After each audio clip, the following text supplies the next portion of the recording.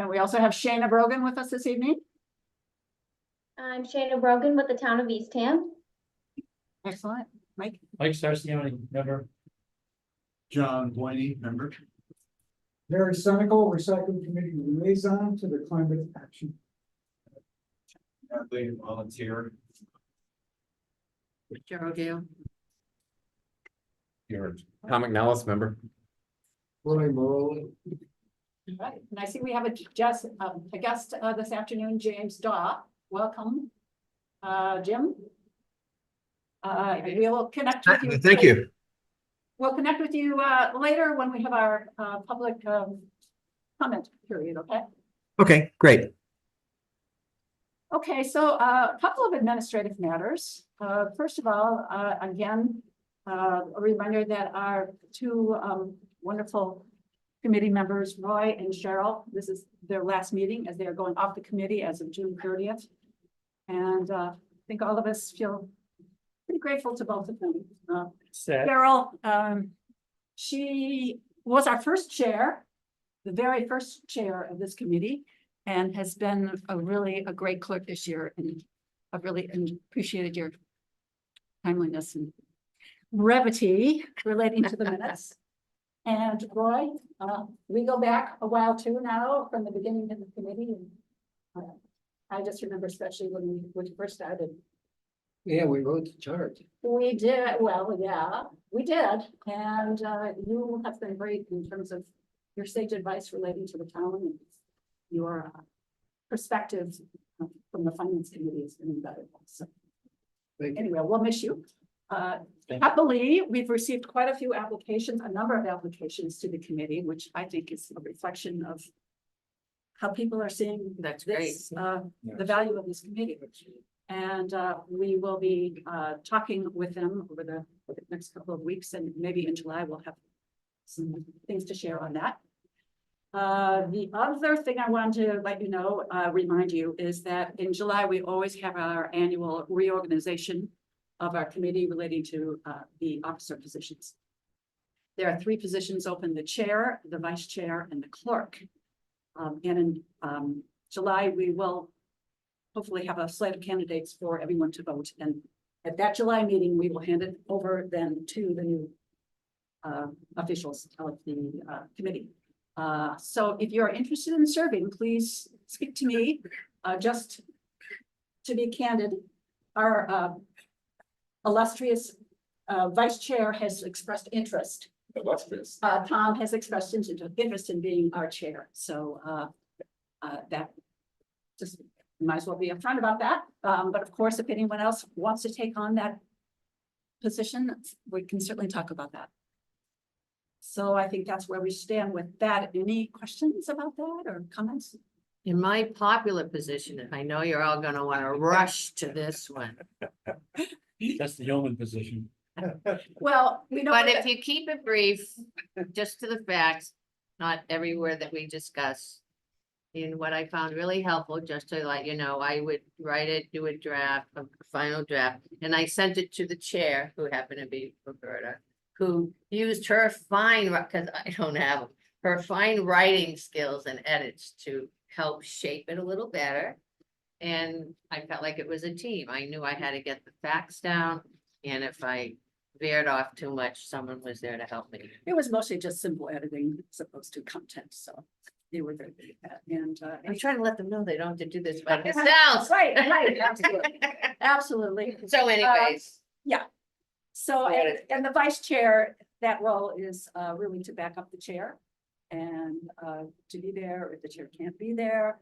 Also, that can be an informal relationship, however, the chair and the vice chair want to work it.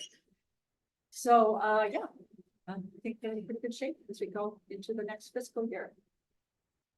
All right, so the next thing then is minutes, and you've all had a copy of the minutes. Any questions or comments about that? Yeah, I do. Last paragraph, I don't have it in front of me. next to the last sentence. Ray initiated, I did it again. I didn't know it was a Ray. But I'll say this, my mother once bought me a birthday cake that said happy birthday, right? Can I do that again? We're trying to find that. Where is it? It'd be easier if you decided to go by rank rather than change. Okay, Roy, where is it?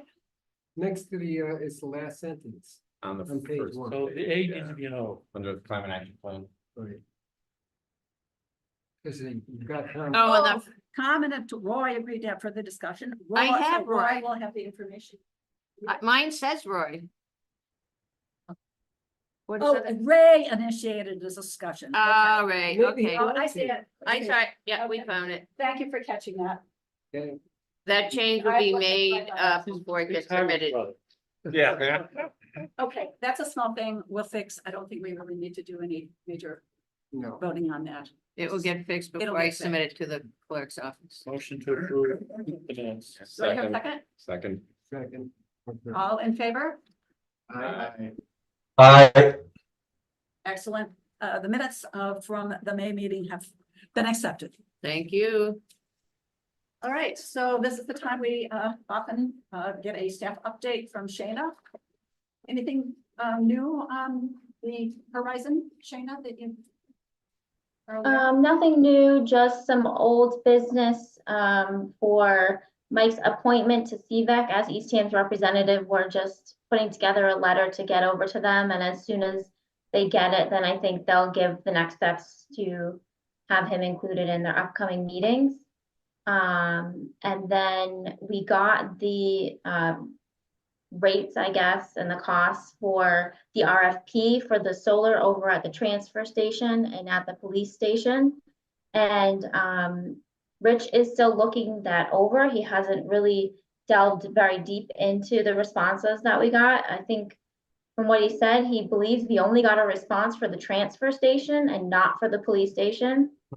And the cost to install it was very, very high. And so it wasn't going to result in a benefit to the town, especially considering we would have to enter into a 20-year agreement with the developer. So he said it was about $15,000 to do the RFP process with CVEC. So it's not like a free thing, because last time it was canceled and then they put it back out. It didn't cost us anything this time around. But if we go to do it again, it will be another cost. And he said maybe it'll be within a year or two before we go back out. And I think that was pretty much it for the RFP. Okay. Thank you, Shayna. So I guess I have a question. Why am I needed on CVAC if we're really not gonna do anything?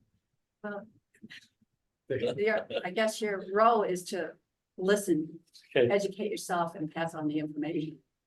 Right? I can Yes, do that. it would be great to have you to be able to provide additional firsthand detail of what's going on throughout these processes. And my understanding is it wasn't just Eastham that got a very high cost. It was a lot of the other towns that participated. Right, I think it was a combined proposal, was it not? Not just Eastham, but a number of towns, it was the same proposal. Yes, yeah, it was an RFP and a bunch of towns participated in the process. So was the bid price based upon all towns accepting, or each town stands individually, each project stands individually on its own? And the prices weren't? I And would there can't be no say for benefit in sure. price if they took the whole portfolio? Probably a Yeah, I question. can't say for sure. My guess would be Okay. it's town by town, but it just, I guess Rich was saying that the rates from Eversource were much cheaper than the rates we would be taking for this. So, but he did say he's gonna look at it in more detail and provide more, detail on it. And that's a good example, Mike, of maybe work that could be done before the RFPs come out. As you know, we were If kind of on the If back end someone of asks me to this. get engaged, then Well, if you're on But I the board, will. if you're on the board of CVAC, you will be. I am not. You've been Yeah. approved.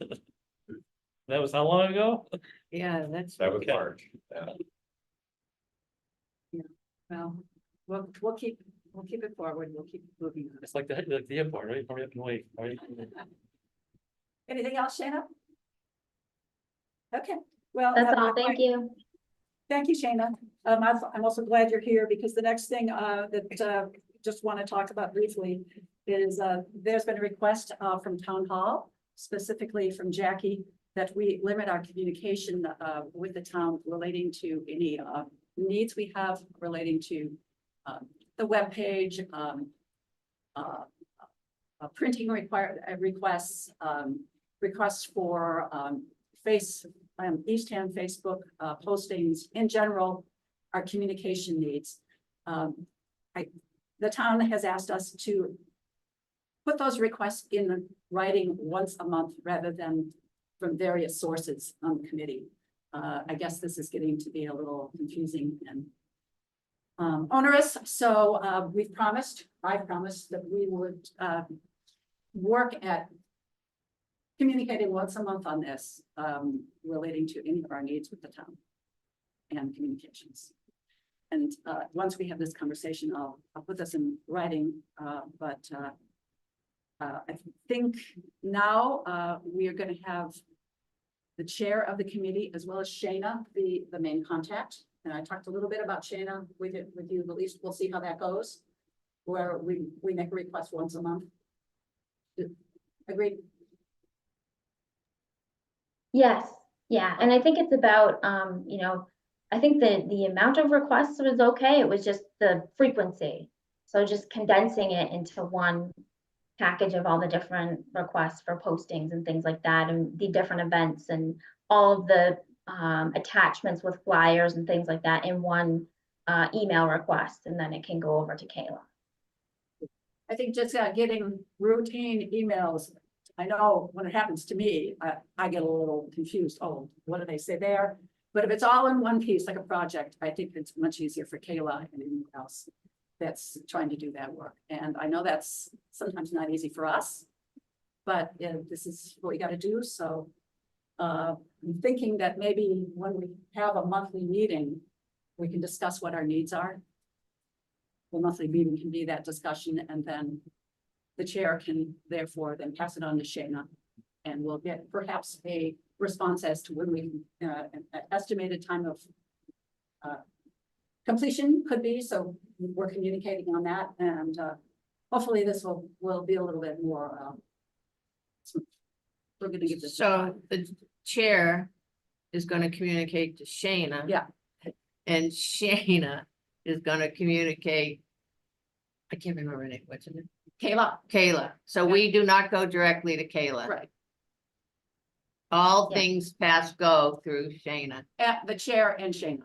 Yes, Right, but we don't go to Shayna, only yes. the next chair will go to Shayna. Once a month, Right, okay. unless there's some urgency we can discuss, but yes. So may the project package that we submit once a month have timed events and or releases for publication and or communication, or those, if we need the town to take action, like the survey, for example. Yeah. All right, the survey needed to go out online by Yes. such a date. Yes, So the month Yes. before that, or 2 months before that, in that package, it has to say, we want to do a survey using these Yes. capabilities in this month, at this time, for this long. And all that just to have to be done in advance and submitted in a single package once a month. yes. Okay, So it sounds like we have. And so, yeah, this is for posting. So like when we were working on the warrant and things like that, in my mind, that's a little bit different. We had a lot of back and forth talking about posting to the town warrant and getting that language correct and things like that. This is mainly for Kayla's responsibilities. So it sounds like we have to be a little bit more strategic to plan ahead. And I think part of what we should consider is on the website structure. And I know, John, you've been thinking about how we could reorganize that.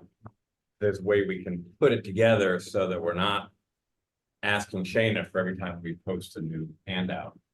That might be very advantageous for us and reduce the load on Kayla. And so what I'm thinking is if we can point to a Google Drive, a shared Google Drive, where we can put our handouts, we've already Yeah. worked on and we've approved and we've handed out.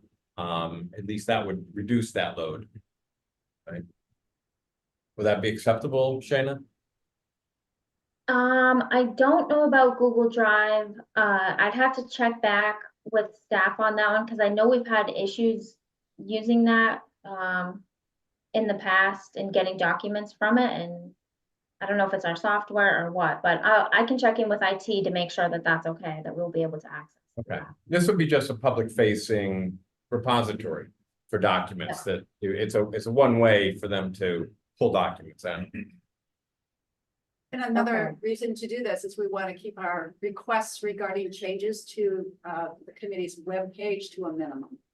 Because we know also that most of the pages are kind of already set for committees and so on, so making a lot of changes doesn't seem to be very practical. So we're gonna try to, as you mentioned to me, possibly any changes to the webpage we make a couple times a year. And then perhaps we find shortcuts if we have handouts and things which we can discuss. Just kind of keep the webpage more or less as it is with small updates. As it seems like most web pages on the eastham.gov page are rather Static. static. Yes. Gary, does the recycling committee post documents? You mean on the website? the Yeah, webpage. just for the public to be able to The retrieve. this recycling after- webpage. Do you know how they do that? I thought it was through Shana. I thought, that was done through Shana. Shana, What was that? has the recycling committee be going through you for any postings? No, not through me, no. Do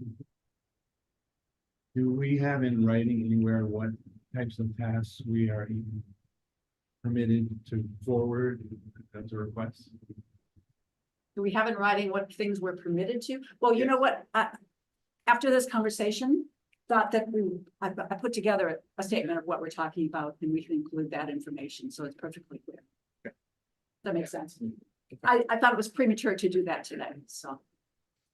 And I would say too, if you have like a posting that you want on the webpage, I believe you can set it so that it expires in a certain number of days or months, and then it disappears off the website. So if you have like an event and you want it posted as an announcement on the front page of the Eastham website, and you also want it posted on the Climate Action webpage, it can be set so that I'm pretty sure you can make it so it will disappear after a couple of weeks Yeah, after the that's event great. is over.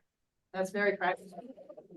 We've seen plenty of web pages where something is 8 months old, Yeah. so, yeah. All right, any questions or comments on that particular topic? All righty, I guess we'll move on. It's been around 6 months since we put together 2024 goals, so thought maybe it's time to take a look, see how we're doing. What we can check off, what we maybe can focus on over the next 6 months. I hope you all had a chance to review that before the meeting. And so this year we've had 4 areas that we have been focusing on. And so goal number 1, develop a proposal for creation of climate action plan. Tom, you want to Sure. discuss that? So the greenhouse gas inventory, as you all know, has been largely completed. We had a meeting last week with the commission and went through a lot of detailed questions. They're going to provide, they provided some answers to us, and they're going to reflect some of those in the report they give to us. They promised the final on June 15th. So that should be end of this. Obviously Who was that's. that, the Cape That Cod was the- Commission? Yeah, the Cape Cod Commission. So obviously that's a little bit later than their February date. But we have a pretty good inventory, and we'll have it out for everyone to review. The 5-year, the inputs to the 5-year update of the Eastham strategic plan are in. And Roy, do you know what the next step is for the strategic planning committee? Do we owe anything else at this point? I'll find out on Wednesday. Okay. I did give them the information we developed a month ago, something like that. Any idea when they plan to publish? I didn't bring my folder. I mean, are we months off or weeks off? I think they wanted to have something draft together on the end of this summer. Well, we do know that, at least in the draft, the climate action plan is embedded in the It is. revised strategic plans, which is one of our goals. So, Yes, and that will set the basis for moving forward. It'll be part of the town plans to do this now. The next step was the outline and vision for the plan. So you'll see a graphic coming up on one of our future bullet points tonight. The idea is to get that to the town for August, and we're working on exactly how we want to convey that to the town. We want to talk to Jerry, to Jackie, obviously, to Shane has been involved in this. We want to get together with you, Shayna, and with the planning, the town planning. So the idea is ultimately to get that in front of the select boards sometime in August or September. And then have identification of resources needed. So we're starting to put together what that might look like. So that's where we are on that one. And we'll be talking about it What's more the later goal? in the meeting. Oh, you are, okay. Yeah. Yes. All right. So, any questions regarding goal number one? Comments? Okay.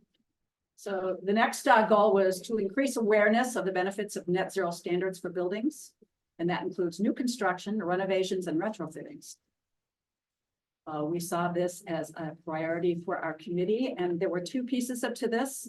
One was advocating on behalf of the Specialized Energy Code, which, as you know, passed at town meeting. So in that instance, we have completed our goal on that.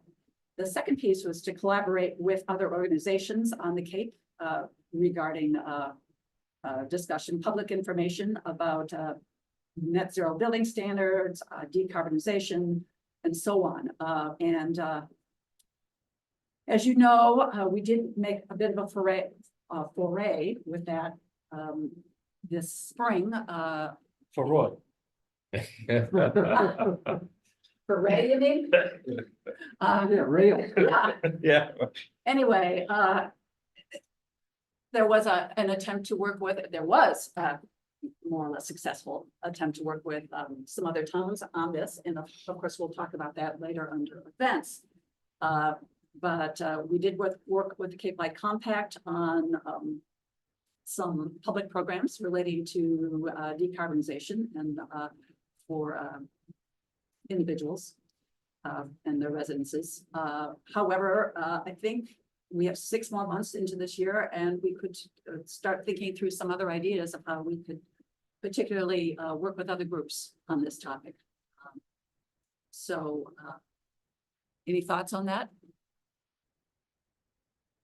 On a side note related to working with other groups, as you know, the Outer Cape Climate Committee, I guess you told me, is kind of in limbo at the moment.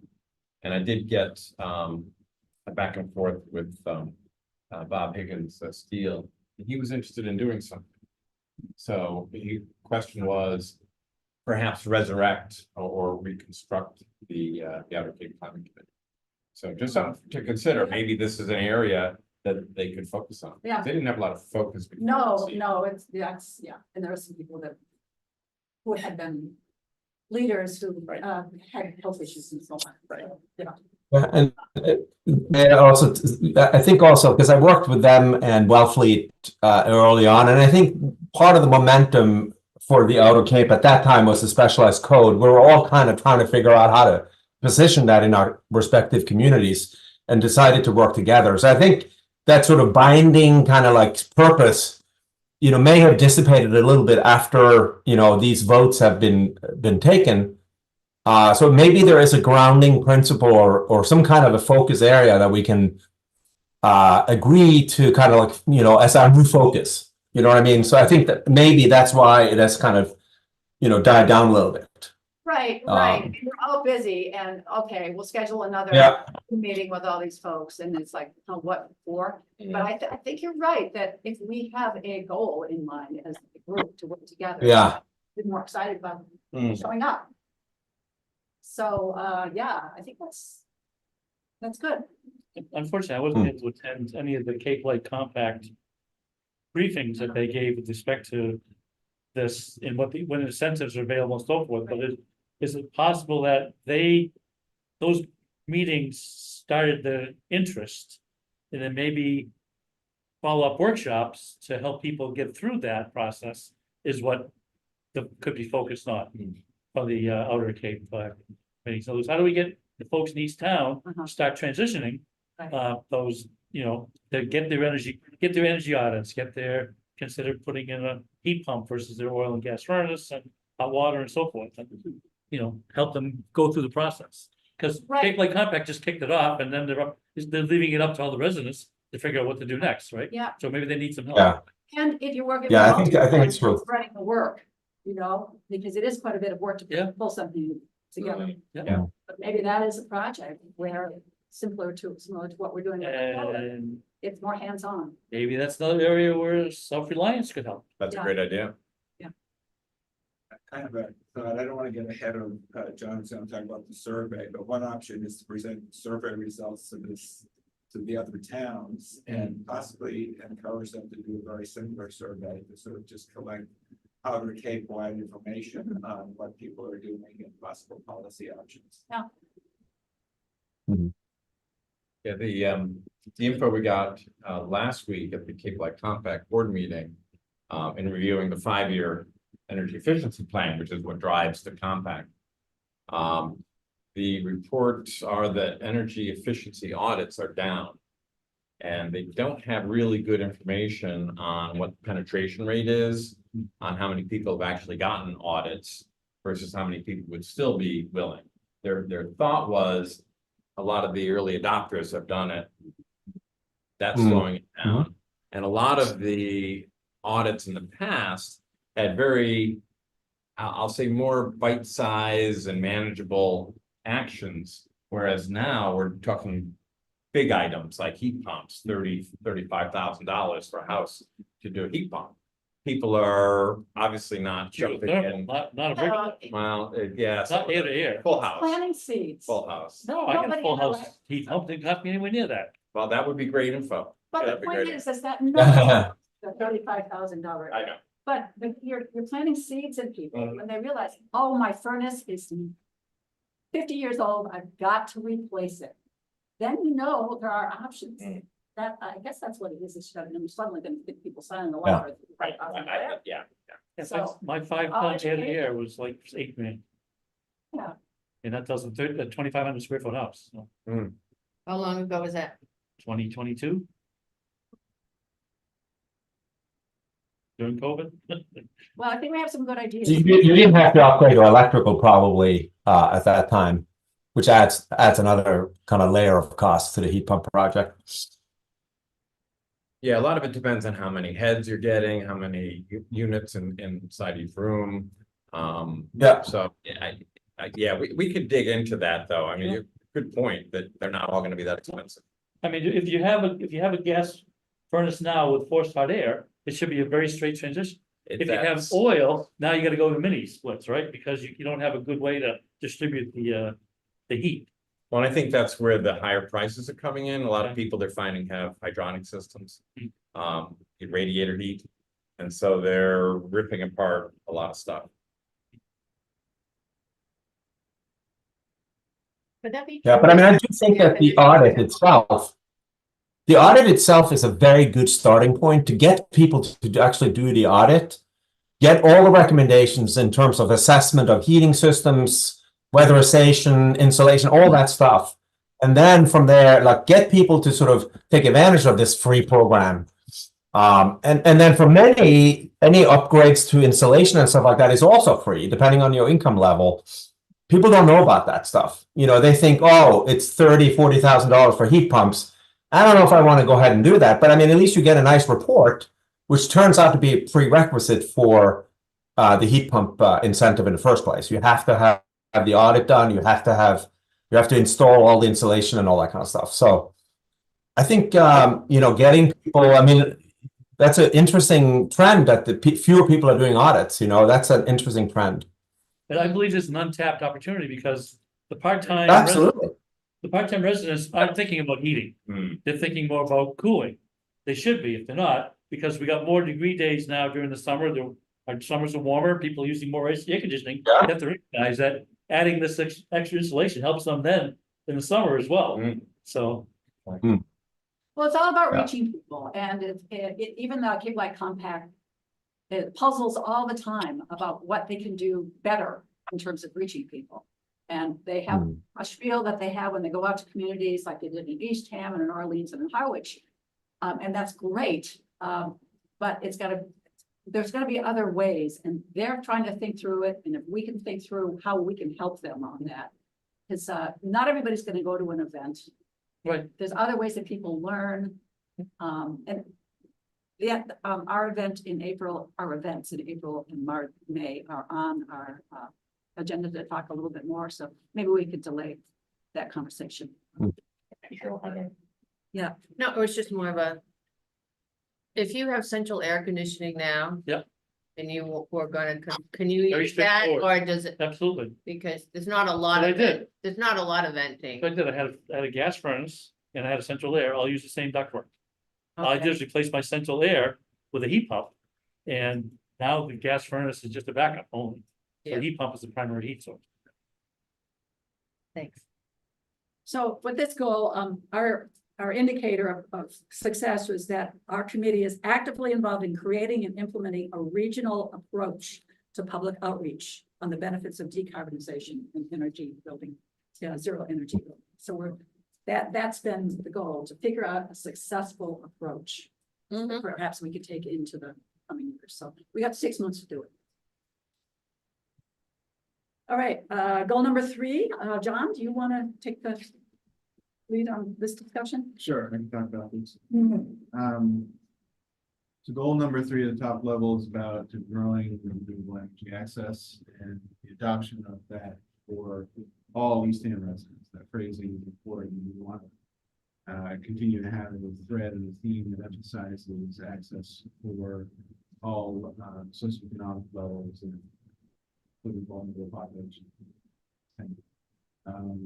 And this goal requires initiatives and actions that will help us expand the understanding the citizens, the residents have of what renewable energy options are and how they can get access to them. And to that end, we're promoting and assisting residents' adoptions of solar energy systems as well as storage options.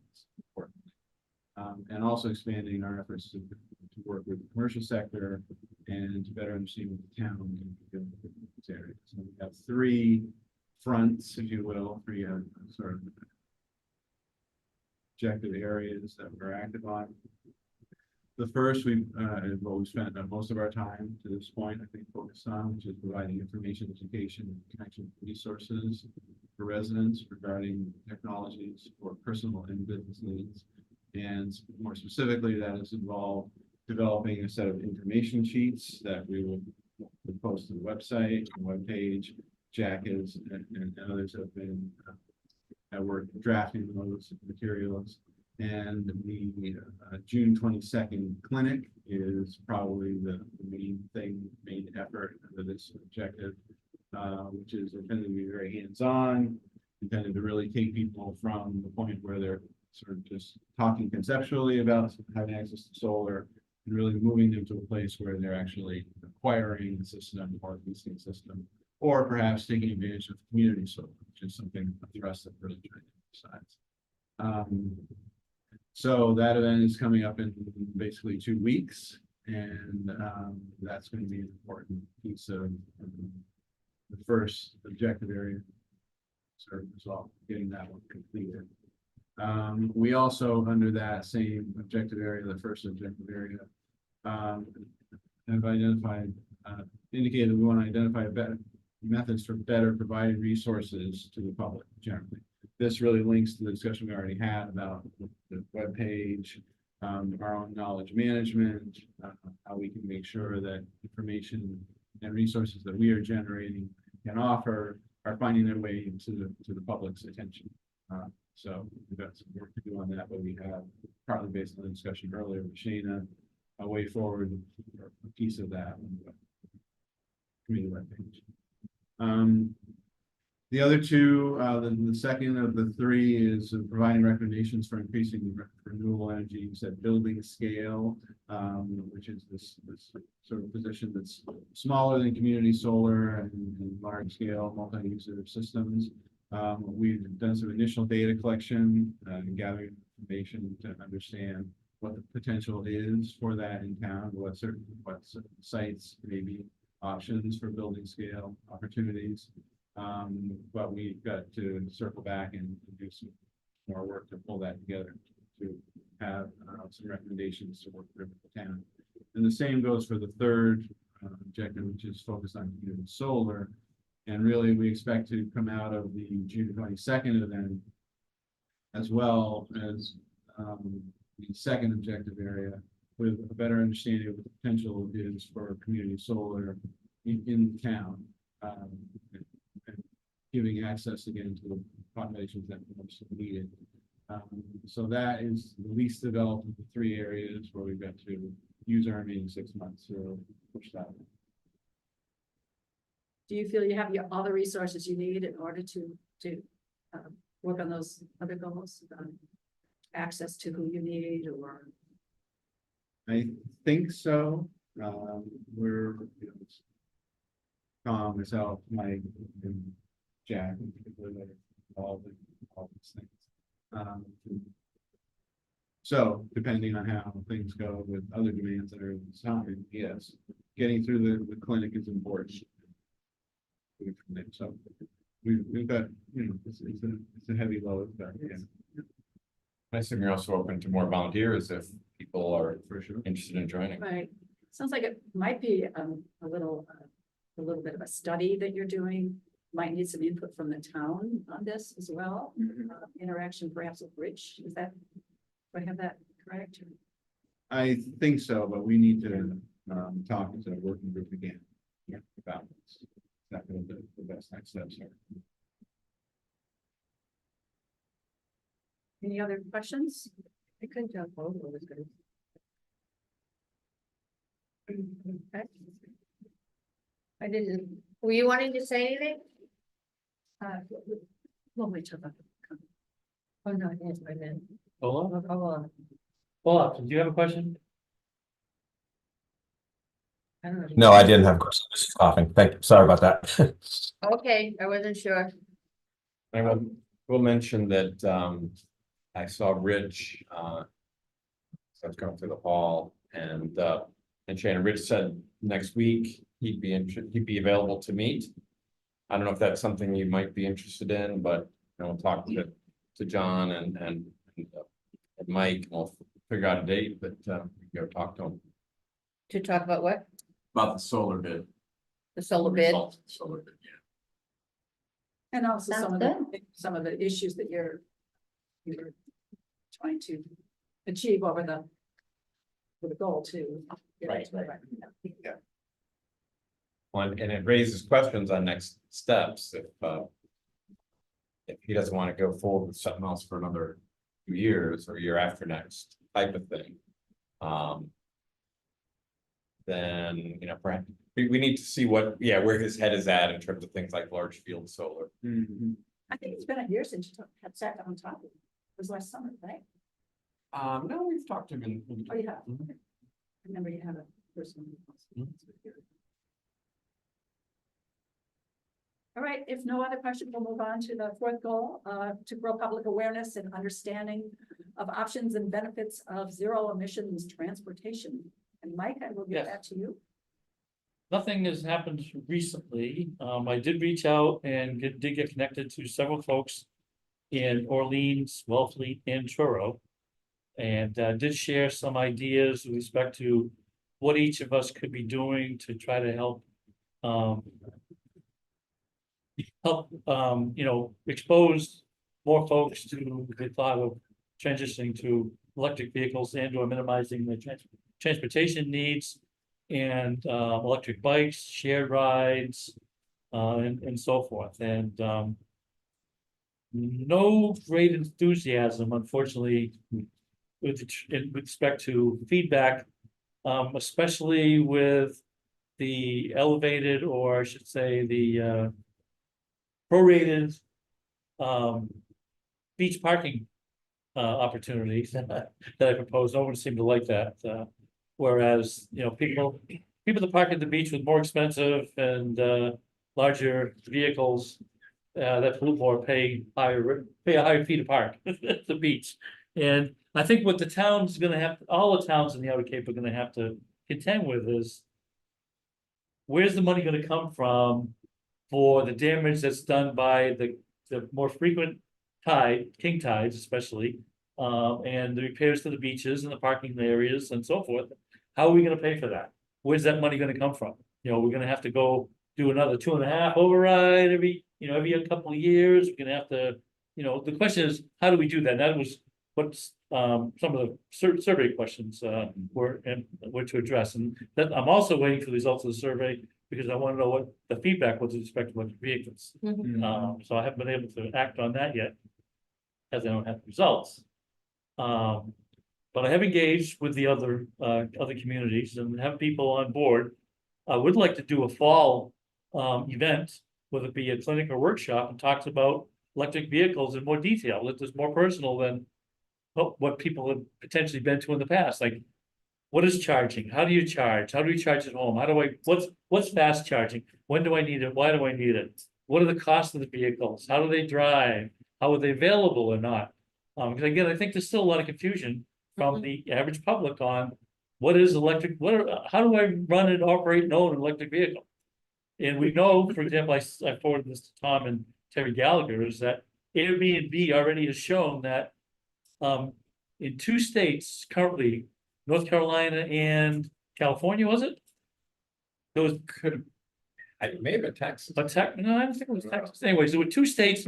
All the Airbnb now is getting questions from renters about having vehicle charging at places that people are renting. They're now starting to ask and are willing to pay more for Airbnbs that have the electric vehicle chargers at their properties. So, that's something that, renters, people on the Cape need to consider because if everybody knows that drives an electric vehicle, is most of your charging is done at your home. Just like you charge your phone, you plug it in, and then you let it sit there overnight, and then you use it the next day. And if you're driving only 20-30 miles a day, it's still several days before you even need to recharge. So, I just think we need to educate people more on what's going. Again, we're not trying to force feed people into transitioning, but people need to understand that electric vehicles are coming. They're going to replace gas vehicles at some point. And people should just know and recognize, why should I drive one? Why should I be considering one? And they should talk to people that already own them and have been driving them that love them. So, and we'll never buy a nice car again. So anyway, so those are the 3 goals were to try to raise awareness, have the workshop, and then also publish a white paper. But I can't do the white paper, which was I had committed to in May. April, I think I committed to forming the group, which I think I've done at least informally with the folks I've contacted at Wellfleet, Truro, and Orleans. But I can't do the white paper until I get the results of the survey. So then I can talk about what the different options are. And we talked about, more accessible e-bike charging at beaches. Would that help sense, or along the rail trail? So, because that's really simple. If you want to pull out specific results regarding EV, you can do that. We can accelerate that. Yeah, I need that. Yes. Well, I mean, I needed to write the white paper. I can't complete the white paper until I understand where people are with respect to those EV questions. That we- And Mike, if you are serious about some kind of workshop or webinar, it says completed in fall of 2024, now would be the time to start planning. Okay, well, let me get through the June 22 first. Like, as a consumer, if you're gonna do the EV thing, it would, I think, even though it may not be a number one choice to promote. I know people are looking at the combined hybrid. Well, I would include plug-in hybrids. Okay, I you would include would. electric vehicles and plug-in hybrids, as much as I hate, I know you that. do, I mean, my arm is being twisted, but sometimes people but have that's a to take transition. baby Right. steps, right? Right, and what you do is you emphasize the benefits of Right. having all electric, of which there are many. Right. Yeah, though unfortunately, I read a recent article, about a couple months old now, that people that own plug-in hybrids aren't using them as a plug-in. They're really just driving them as a regular car or a simple hybrid. So they're not taking advantage of the charging capability and just getting all the local miles will just matter. They're just too lazy, I guess, or they're just not, you know. So anyway, so, and by the way, also, most of the fires are plug-in hybrids. The Right. highest risk fire for 100,000 vehicles is the plug-in hybrid. Where Yes, because you got the combination of the gasoline and the battery, and the two don't, you know. Mix, so- Right. So all electric is actually the best, gas is next, and the two hybrid options are the worst, plug-in hybrid especially. Because of the bigger battery and then combination of that with gasoline, it'll be a dinosaur soon. so. I think there could be a lot. of Except for interest. Toyota doesn't think so. There could be a lot of interest. I mean, certainly there's a lot of curiosity around. Do you think it could be tied into maybe like right after Windmill Weekend? We could kind of like Yeah. get people excited again. You brought your car Sure. the year before last. Yeah. We can talk about I that. had it last year too, but we just didn't use it. Last year I was getting over COVID and I just Right. attended for a couple hours and that was it. Stuff, yeah. The question that will also have to be addressed is that people's perception of the infrastructure, that you can't go that, it's one thing to drive around here. Right. But I know you go cross country, but if you don't have a fancy car, you just buy your But the- basic. But the question, Cheryl, is how often do people drive 500 to 1,000 mile road trips? Maybe you do it once a year? Okay, Could I drive Rent a from friggin' here to car. Northampton on one rent charge? a car for a week or 2 weeks, if that's what it is. Yeah, but can I drive from here to Northampton on a charge? Northampton, Northampton, Massachusetts? yes, the answer. is yes. Springfield, yes. Yes, Yeah, when I drive here and go upstate New York, I usually charge, after Charlton, I think there's a stop, I know there's one in Auburn. But yeah, you could, you could get with a very low battery when you get there. Right, cause, can you go back and forth to Boston on one charge? Yeah. Yeah. Without charging, yes, yeah, my brother does that, yeah. okay, thanks. anything else, Mike? No. Any questions for Mike? Look forward to it. So, I guess, we've accomplished some things, but clearly we have more to do. Where does the survey fit into the bill? I would say that was a happy, addition to the climate action plan. Oh, okay, Well, and also feeding Right, at least, goal number 3, goal number Okay. 4, and I think also goal number 3, because we talked about solar, right? yes, And then we so also, wasn't it separate goal, it kind of grew out of a need for data? yes, right. right, It was a strategy, to understand the communities, yeah. the pulse of the community. Oh, okay. All right, so we'll move on to the climate action survey. John, can you, help us out here? Sure. Lead the way. I sent around some slides in advance of the meeting. I don't know if folks have eyes on that or not. You can also project those. Screen up here.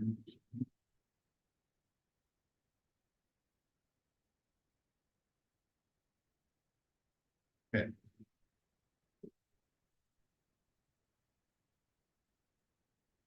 And there we go. First of all, thanks to Jack and other folks who've been supporting the work on the analysis. Which is, there's a lot to it. This is an update since mid-May was the last time we talked about this. So one of the first things I want to talk about is what has happened since mid-May. We boosted the survey responses from 315 on May 13th to 421. That's our final count. We've stopped It's fabulous. providing access. So that's a good number, we think. And we've been spending a lot of time moving forward as rapidly as we can on the analysis phase of things, which involves certain stages of getting the data cleaned, as they put it, to make sure that you've got, any errors out of the way and you account for missing data, those sorts of things. And a fair amount of time has been spent on transforming some responses. And just to give you an idea of what's involved in that, we had the one key question that asked about 11 different programs and asked people to select 5 of those that they would support. We need to find a way quantitatively to render that information and, to then be able to manipulate it and perform cross-tabular analysis so we can look at different groupings, how different groups processed and rate those programs. So there's a fair amount of work that needs to be done just to take the data as it came in and get it into a form where you can then apply certain analysis to it and test. I don't want to overstate it, but it's time consuming. And in a similar vein, Jack in particular spent a good bit of time creating groupings and indices from responses to yield more insights. For example, again, taking those 11 programs, and instead of having a bunch of charts that show 11 different bars and how people differ across those bars, looking at how those may cluster conceptually and what the differences are in those clusters. And Jack is doing some very interesting work, which maybe we'll get a chance to talk about, on the attitudinal stuff that we collected from people regarding their attitudes about climate change, and whether there's an index that we can create coming out of that will be useful for analysis purposes and ultimately for policy and program development purposes. So that's all by way of just saying that you don't just sort of turn the switch off on the survey and turn around the next day and you have pie charts. Forms makes it look pretty easy, and up to a point it is pretty straightforward. And we certainly will use the power that Forms provides, but there's a fair amount of work that has to go into getting it ready for work at another level, including the needs that might get talked about. So in addition to doing that work, we outlined the report, we shared that with the committee. That was one of the attachments to today's agenda. I'm not going to spend a lot of time going through that. It's fairly straightforward, I think. But what you're going to have in these slides is really an overview of how we're approaching developing the report and some illustrations of what the report is likely to look like, and so the level at which the analysis is going to be done. And we're very interested in your feedback, both on the sort of the format kind of questions, points that you may have. Are we putting this together in the right way? But we also are interested in any feedback that people may have on more specific matters. So for example, we'll share with you how we're clustering some things for analysis. And you may say those clusters don't make sense or they should be adjusted. There's only so much that we can do in the context of the committee. There's only so much detail that we can get into in the context of the committee. But we would like to be able to follow up via email with a few folks at least to get some more detailed feedback on some of these technical questions. Who folks? Folks who may volunteer to from the committee, who may volunteer. So rather than deal with it all in full committee in a more targeted way for some of the technical questions. And we've obviously begun the analysis, and we should be able to complete it by the end of the month, which is what we originally planned. Disclaimer at the very bottom about what these next slides represent. They do not represent it. These are not fully completed, fully vetted analyses. These are, again, intended to show you what we are doing, how we're approaching it, and if you have the initial reactions. So this is a high-level summary of the respondent pool for the survey. I already mentioned that we had 421 completed. 384 of those responses are from Eastham, and 246 of those folks are full-time residents, which rounds up to 5% of the audience. population. So, dumb question. Why 418 not 421? Sorry, why? Why is the sample total Oh. 418 not 421? Because a few people didn't, provide, information that would allow us to. Oh, so you didn't know what their age, Exactly. okay. Few people didn't want to do that. I won't get into how we match up with the census. That story is basically the same as it was. Although we did in the months since we last talked, we did boost the response rate from the younger end of the scale meaningfully, I think. So all in all, I think it's not a bad representation of the town. So one of the first things that we will do in the report ultimately is provide this a deeper dive on the profile of who's in the survey, who's behind the survey. So we'll provide a series of visuals and tables. We've indicated there the questions from the survey that we're drawing on. You will remember that at the front of the survey, there were a series of questions about people's age, their residence status, and a few other things. And then at the end of the survey, there were a few more questions about things like, are you retired, are you a business owner, et cetera. So all of those together feed into a section of the report that provides the profile of the respondents. And yes.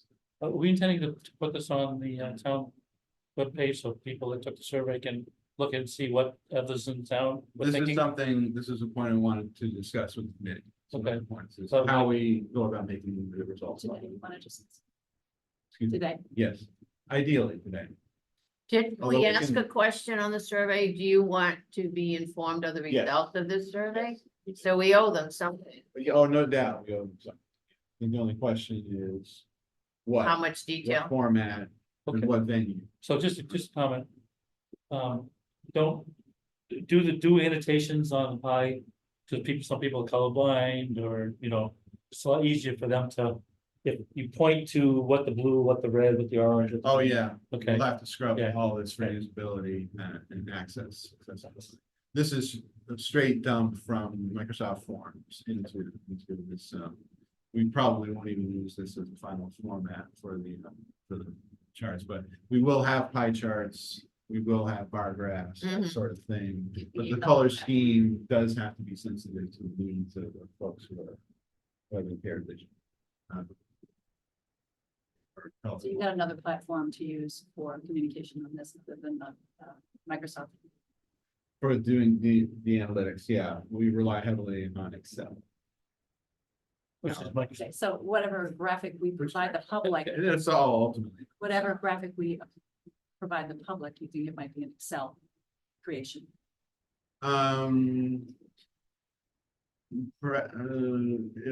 the data will be Excel provided by Excel generated.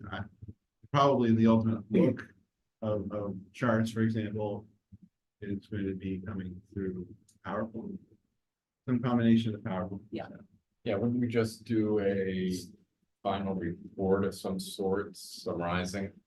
Right, something we would show to the town, to to the staff, to the select board, and then The ultimately PowerPoint, goes- yeah. We would want, I would think, a full, technical report and then an executive summary. Yes. The executive summary would be something you want, as with any executive summary, be able to peel off, hand to any given audience and have it be.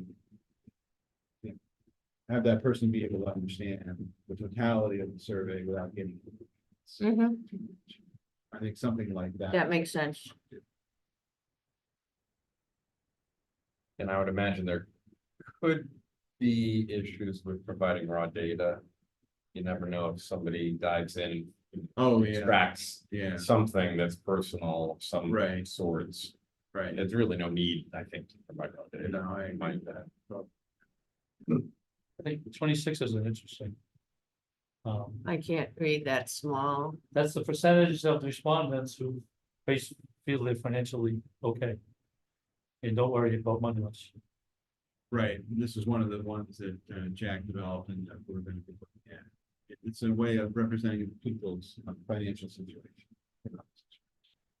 And I apologize if these came in smaller. I wasn't intending for us to necessarily read these Right. carefully. again, this is to illustrate the kind of work that we are doing, not so much the vet. Come to grips with what these charts mean at this point.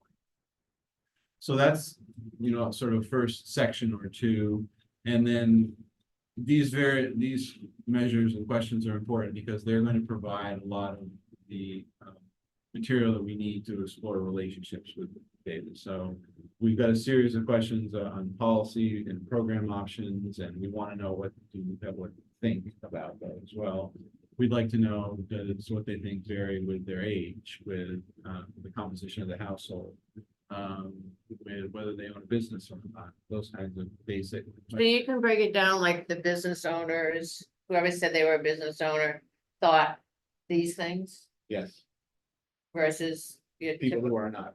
Yeah, That's that's That's- really interesting. Well, it is, but it's a lot of, you have to then decide how much you actually include in the final report, because you could have scores and scores. Yeah, of- I mean, the first criterion is there a meaningful difference in Yeah. whatever grouping you're looking at? If What's there the isn't, difference? there's no point. We're not going to get into statistical significance much with this, just because of the nature of the data and sampling. But we can, you still need to gauge. Sounds like this would be a good AI mining opportunity. Just ask Well- any question you want, we'll mine the data. It's interesting, I mean, related to that, and we'll come to this in more detail, but we've got a lot of open-ended material. We put a lot of time, all of us did, into crafting an instrument, which is good and closed-ended. But of course, you always give people the opportunity to be heard outside of those lines, paint outside of those lines. People took full advantage. Oh, they did. And that's gonna be good, because it gives us that another rich set of material, and your comment about AI, I think is spot on, Mike. Maybe enough that we could apply some sort of AI tool to some of this stuff. Respondent profile in hand, we move from there into the second major section of the survey, which is the actions and the reasons for those. Actions meaning, this is the set of questions about whether people have a vehicle, whether people have heat pumps, whether people have panels, etc. We asked them 5 or so different questions, and for each one of them, asked if they did not have one of the, whatever they're talking about, why not? And this is one place where we got a lot of people saying, I have another reason other than the ones you guys identified, here's what they are. Here's what it is. So John, I have a question on the very here. Yeah. I'm assuming that if there were multiple people in the same household, particularly couples. Yeah. Both potentially did the survey Potential. and both potentially answered the same way for some of these questions. Well, no, regarding this particular one, we just say that is because 112 of the respondents said they have solar, which is a much larger percentage than we believe townwide is currently incorporating solar in there. All right, so, I mean, that says 25% of the people in the town have solar, That's a good point. okay? The So is that sample's really too small to 12.5% because more number of couples? Sample's too small to. No, I understand that, but when it's, is it 112 pairs, or what's the mix of pairs, couples versus? We don't. individuals? know. Yeah, we don't. See, that's, but we need to know that. That's- I feel you'd like to know, if, Yeah. I'm just saying, that's one of the flaws, that's all. Yeah. Well, it is possible to group people by households Okay, rather than individual it's responses. another AI. Right. So, It is? yeah, because if, By household size. or like by household size, right? That's. It's not gonna get at what Mike is talking about. I'm not sure. if But there's a way- all my point is that if you look at that on the surface, it's misleading, I think. I don't think 25%, and I know it's a small sample, Or it could be a product of who would. And it's choose to take 25% of the survey. respondents. yeah, That's what I'm that's right. saying. Is there a way to calibrate? In other words. For that. If there was some number we knew, such as X number of people in town. Felt this way about climate change, X number said, no way, X number said, yeah, it's a problem. Mhm. And we found that there was way too many in the category of, yes, we think it's a problem. Maybe there could be some calibration done there to say, yeah, a bunch of people that don't believe in it, that didn't respond should be weighted slightly differently.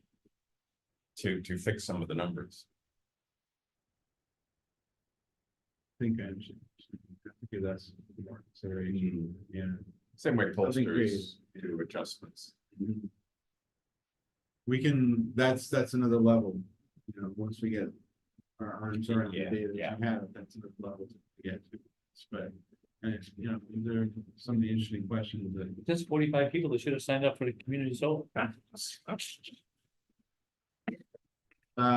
so for this section, we'll go through this for each one of the 5 or so things that we're talking about. Some have some high level summary findings for everybody, and then some crosstabs to compare groups, and we will then summarize the open ended comments for each of these. Well, this is again a sample analysis. You won't be able to necessarily process everything here, and we didn't need to get too detailed about it, but there's, you know, the table at the top shows 7 people's identification of up to 7 different reasons for, in this case, we're talking about solar panels, having solar panels. So we provide them with 6 possibilities, and then the other category that they can fill in. This shows based on residency status and based on economic status, how people responded. And then the bar charts below that illustrate the numbers, basically. Reasons not to have solar based on your financial status, reasons not to have solar based on your residency, with your full-time or part-time. So just very briefly on the lower right, full-time folks, the highest, the most often mentioned reason was that solar panels are too expensive. The most often mentioned reason for the part-timers was I'm not sure there's going to be long-term financial benefit to investing in solar panels.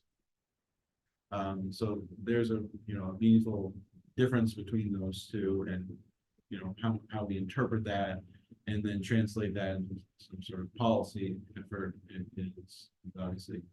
It could be because they don't know how much it costs to. John, They just receive. Yeah, please. respond to Mike's question about, so the survey is not capable of saying X% of Eastham residents have solar. Oh, I understand. All right, it's X% of respondents. Yeah, and I I just understand. need to be clear that this is not necessarily, it's a Absolutely understand the self-selected. sample size issue, right? But it's not just sample size, it's Yeah. a self-selected sample.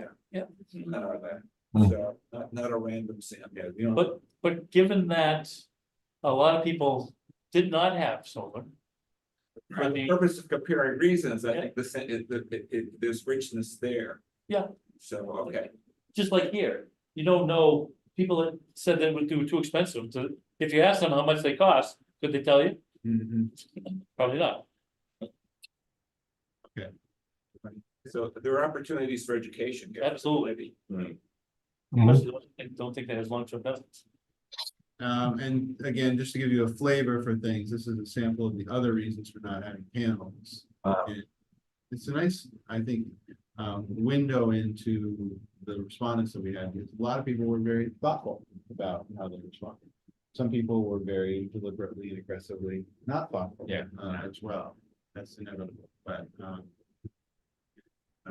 this we're just starting to really get our. What's the useful life of a solar panel?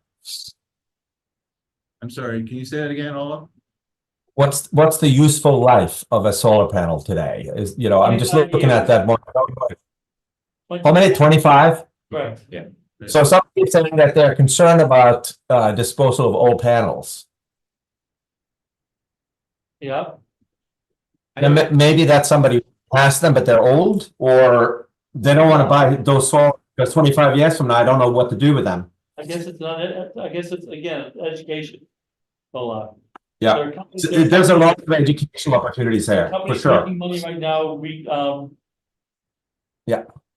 What do you call it?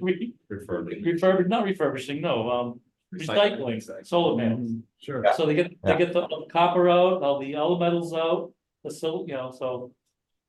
I think we also have it's to realize, education. we also have to realize though, Yeah. that some people will never be convinced that they just pick Right. an excuse. Yeah. You know, like number 2, and what Yeah. does that have to do with solar panels? So it could very well be on the recycling side. We've heard people that when the weekend come in and just get so wound up about recycling. And really they're very uninformed, but they didn't want to be informed either, You know, right? We tried. and they won't buy a electric car because the grid is, the electricity, the source of electricity is the pollution, right? So. And the batteries blow. Just, yeah. Few Oh, you have minutes. something, Yeah. yeah, okay. Yeah, well, this doesn't have to take much longer. Then third section gets us into the couple of questions that we had that were focused on different program options. Again, we confronted folks with 11, asked them to choose 5, and then we had a second question, which was the $100 question. How would you allocate the $100? Oh, okay. we added? Interesting. So this is the highest level summary that you can have of that first question. It just shows what was most often mentioned, included in someone's top 5, and all the way down to what was least mentioned. Least likely to be counted. So, and again, we don't need to go through this in detail, but one of the things that we've started doing is exploring how these may cluster, and the color coding that you see here in the bars is the start of that clustering. Things that are kind of yellowy, there are several different ones that are kind of a yellow theme. Those are a cluster, a grouping. The ones that are gray, ones that are blue, and I can show you what we're up to here. So we took that set of 11 and brought it down to 4 clusters. And we're still very much working through what that could look like and what's sort of the best way to do that. But one cluster we've come up with is their efforts program that attempt to subsidize, and that's a way to get things done. There are others that incentivize or impose requirements. There are ones that provide services directly to people, and then there are public works, and in this case, specifically for resilience purposes. It's not, again, it's a work in progress. It's not a perfect way to go about it. We've got another approach to clustering this particular set of results, but this is the exercise that we're working through analytically. And it's essential to make the analysis more attractive. So it's also Yeah. interesting, 2 items on that last one were very interesting. One is areas for solar in town, I assume I think that's what we intended for that question anyway. Yes, that's what was the wording. And on the other end of the scale, it jives on the reduced parking rates. Or rather, free, with what you heard, but also on the free EV chargers, jives with what the town is doing right now. The town is getting ready, I think, Shannon, correct me if I'm wrong, to turn on the charging for the cost for the charging stations. Right? Start charging people for that. Yeah, I think they're looking into starting to charge for that as the cost is going up. Which is more than you'll pay at your home. Yeah, oh yeah, yeah. So we should have it, yeah. So John, what is your timetable for finishing the analysis and B, a kind of a draft of the presentation? What are you think? What are you guys thinking in terms of your, I think we're work schedule? we need a couple of weeks, I think, to finish the analysis to the point where we can actually write a report, and then I think that's a little optimistic, John, to be honest. Yeah. With the holidays and everything coming up. Well, holidays, family events. Right. I would say more realistically, end of July for finishing the analysis. Because we have a lot of iterations and that. I think we're gonna need it sooner than that. Well, I understand. What's This driving, is one of the questions. what's driving the climate action plan? That's the main thing. I'm not sure that the final product of the survey is necessary to move forward in the planning. But the fact that it's done at all, I think, is one important piece. But I do agree with you, Tom, that it's Yeah, I think there's essential that we have a basics. final product by the time that we start discussing this with the town. So, I think it's some basic questions that we can extract from Yeah, this. yeah. While you're doing some of the more detailed, more nuanced analysis. Okay. And that would really help us move forward. Well, that would be great. I mean, be Actually, practical about what you're able to do with volunteers. Mhm. So Okay, you're Yeah, so you're thinking for the- maybe the end of, by mid-July, end of July, you right, finish your analysis, that makes more sense. right? And then you work on presentation. And by then we'll have refined as a group our plans for making things publicly available as well as available outside of the committee, but not to the general public, right? There's sort of a level between that we're probably gonna want to also have, I think. Yeah, in terms of responding to the public, when people ask for information, I guess, is there a problem with just giving them a link to the Microsoft Forms? Which is just summary information that that people could be concerned about, just for the people who asked by email. Because I think at some point, John and I have talked about sort of asking them if they would like to be on the Time and Action Committee mailing list for other kinds of communications. So that might be an opportunity to do it fairly easily, fairly quickly. Maybe, yeah, we should look at that. There is a level of detail that you can get into from the form that may be more than we want to make available. See. In other words, it doesn't just stop with the charts that I've shown here. There's a level of, literally, there's a more detailed file that you can press to get more. Okay, well, yeah, so I guess the question is whatever the most high level output is, maybe it's a separate product. And that could be done much sooner. So I Tom, know do you know we're- what questions you have for them? I Or was you could thinking email through them. that, And I So- think it's a good point. You have a few questions? So Yeah, while they're doing what they're doing, instead of you need you know what I mean? So both things are kind of happening at this, they may be able to get you that big picture information pretty easy. yes, Yes, thank you. I think Do you know what I'm saying? yeah, I think we could easily do that. It's a good point, good suggestion. Well, he really said it, I was just repeating it. What But you asked what the questions were, so I just didn't want that to get lost, because, We're gonna do the white paper for transportation, I need EV summaries. And then I need the inventory, the final response to the inventory.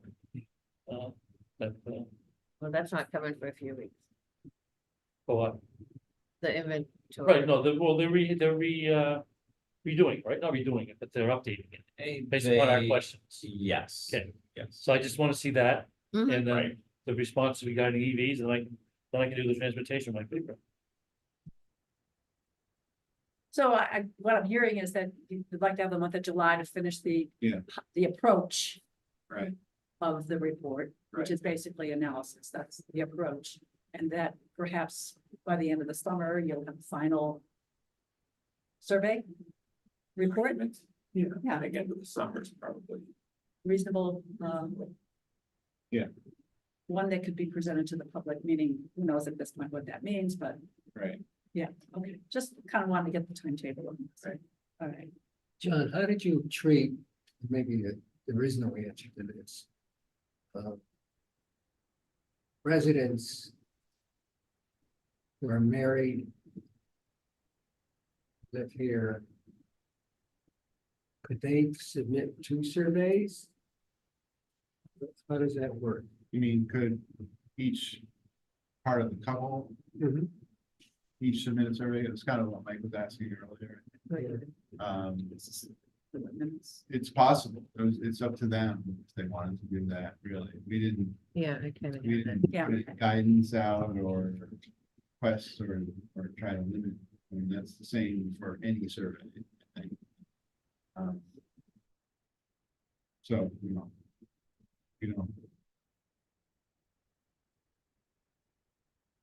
so that's a pretty quick run through, but that's where we're at. Very exciting. Yeah, it is. Great, Some great work. really great data. Yeah. Really incredible response. And part of that, I think, is from just the sheer promo effort and getting the word out that the survey was there. People's interest in being heard. Yeah, Good job. doesn't happen on its own, for sure. So. All right, the climate action plan. Tom, I'll let you take the lead on that. Share my screen.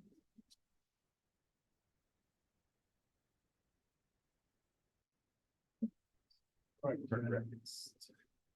the time.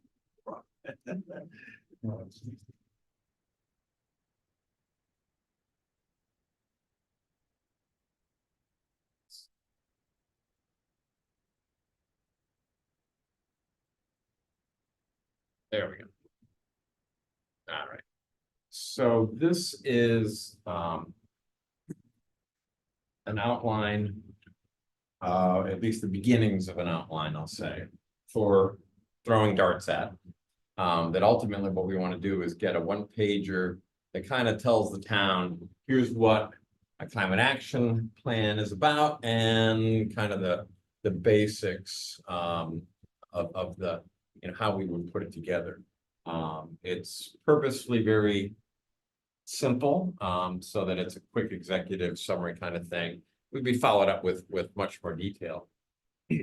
But I've kind of found that a lot of people don't really know what goes into it, what's it all about. So the purpose is to kind of show there's two kind of parallel paths, the adaptation path and the mitigation path.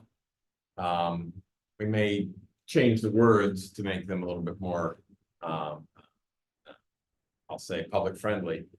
But those are the two basic approaches. And what's really exciting, I think, is that on the adaptation side, there's interest from what I heard at, in fact, at Roy, at your last strategic planning meeting, when Paul was talking about the implementation of things like the low-lying streets, low-lying roadways. A lot of the plans that the region has funded, especially the Cape Cod Commission has funded in the past, is out there and has some really good information. The municipal vulnerability report, the MVP, the hazard mitigation plan, all those things.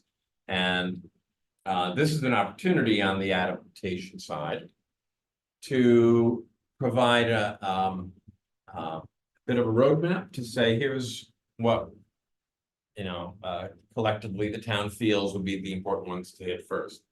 You know, what gets hit first, what gets hit second, what are the future risks versus payoffs of you know, what we can do about these things. So that's what you see across that first line. You have the evaluation and analysis is, I think, pretty much already done. There may be some updates to do there, but those plans form the basis of a lot of that. Then there's a prioritization, which I don't think has been done yet. And again, this is something to discuss with the town, with Paul.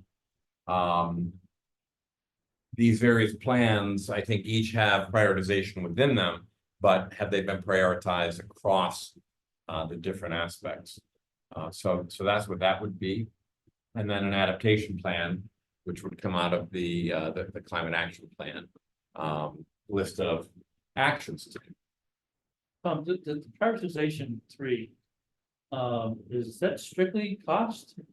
But there is, wouldn't be like a weighted average across multiple different things like loss of life, but wouldn't necessarily be cost only, right? Well, I guess, yeah, I know, and I guess cost, that's a good point. Cost is kind of a harsh term as well as a too broad a term. Just financial.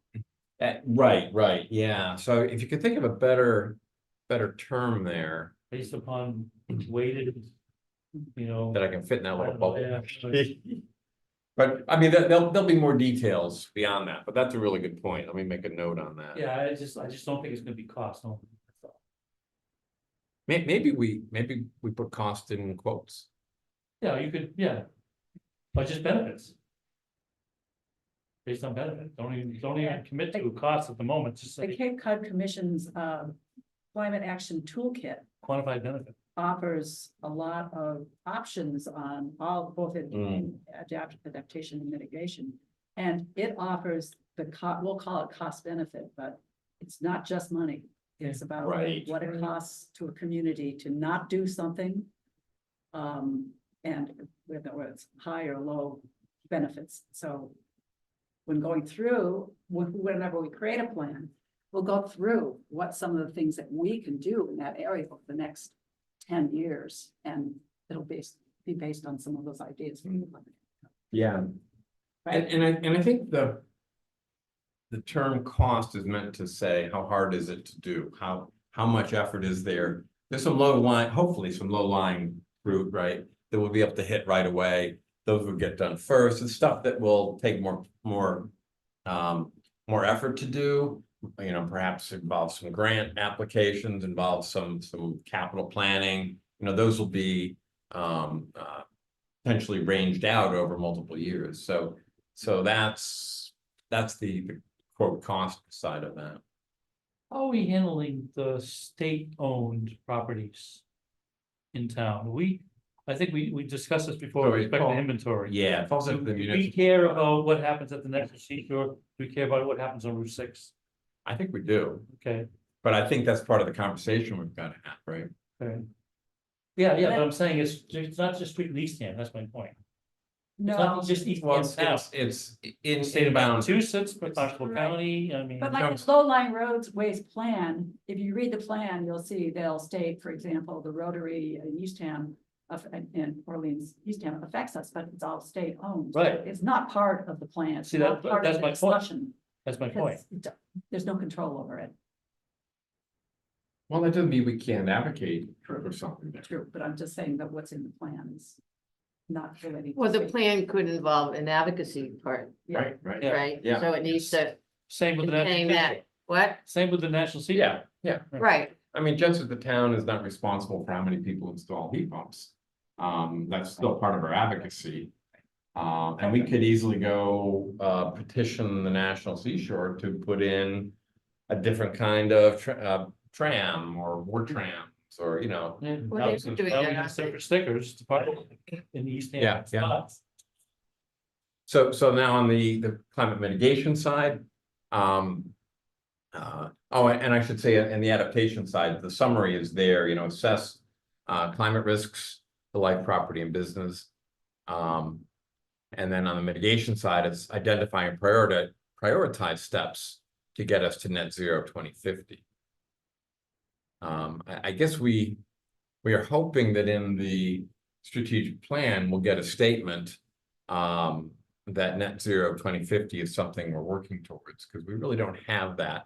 If not, it'll show up in the climate action plan, and it might be something we suggest for a future town warrant. So, a couple things there. And as I'm thinking about those boxes on the left, Mike, maybe that's the place I have more room to put in something on, you know, what cost really means.